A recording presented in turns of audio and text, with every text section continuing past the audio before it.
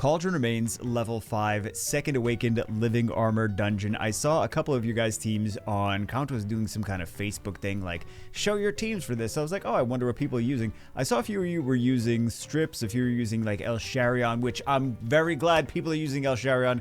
It is an underrated unit. However, I was like, there's a unit that I am using that is, in my opinion, so much fun, so superior to that. So the stipulations for this is number 1, can be entered only when the monsters of each type are included. So 1 attack type, 1 defense type, 1 HP type, 1 support type, and then of course Awakened Living Armor must also be included on the team. So we're going to use this Living Armor. That's the one. All of them are, that's the one that I'm using right now. All of them are defense type, so you don't have to worry about, like, for the other ones, some of the Frankensteins are defense and some of the Frankensteins are HP. So I was using the Fire Panda, and for some of those teams it didn't work. So like the werewolves are decent for those. Amelia is decent. Wusa is decent. Kumar is decent for if you're trying to awaken, like, for example, the Water Frankenstein. Anyway, that's not this one. This one we're doing the Living Armors. I'm getting sidetracked. Here are the units that I absolutely love to use for this dungeon. It kind of stops the problem from happening before. Like, you don't have to worry about the strips, because you're just going to block the beneficial. You're either, number 1, going to stop them from getting turns before they even have a chance to, or number 2, you are going to block the beneficial effects so they can't possibly get the immunity and the defense buff.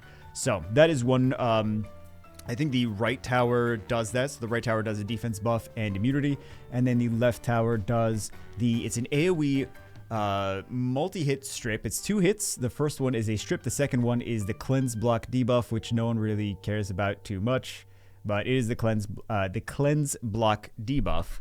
So this team, though, we have 2 units in here that are going to decrease the attack gauge. We have the Water Vampire. Water Vampire, if you have been not paying attention or just came back to the game, he got buffed. He is so much better now. His skill 3 is AoE defense break and attack gauge decrease. His second skill is actually pretty solid here, though. Usually I don't care as much about his second skill, but it is a pretty solid second skill here, which we don't get to see just yet. We'll see in a second, but they are never going...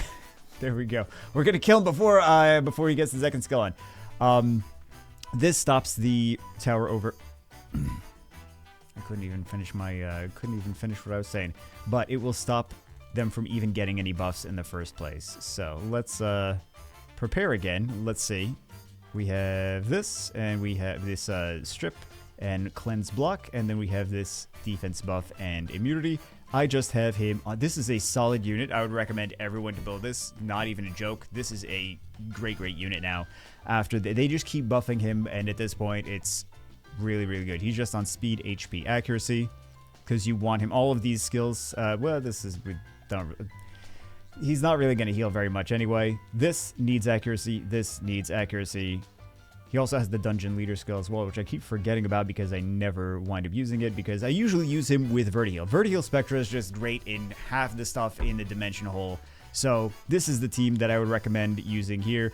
If you don't have the Water Vampire built, super easy to skill up because 2 different vampires that you can fuse to skill them up.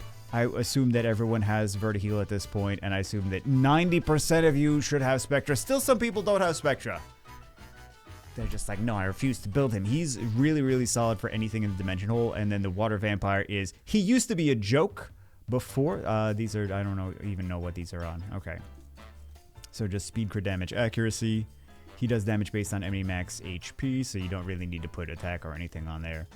I don't even know what the artifacts are on him, but yeah, he's kind of slow, actually. It's very easy to make Spectra super fast, so the faster you get him, the more reliable it's going to be, but it's been extremely reliable so far. I've been farming this on multiple counts.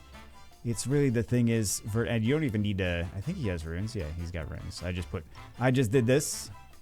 And I went auto engrave because I just wanted some runes on him so that he didn't die instantly for this dungeon. You don't really need him for anything on this dungeon. The other 3 can just carry him regardless. So yeah, decreased attack gauge, turn cycling, and this is your big damage dealer right here. But anyway, that's it for this one. Hope you guys enjoyed it. Build Liesel. If you haven't already, he is a solid unit. Anyway, that's it for this one. I'll see you as always in the next one.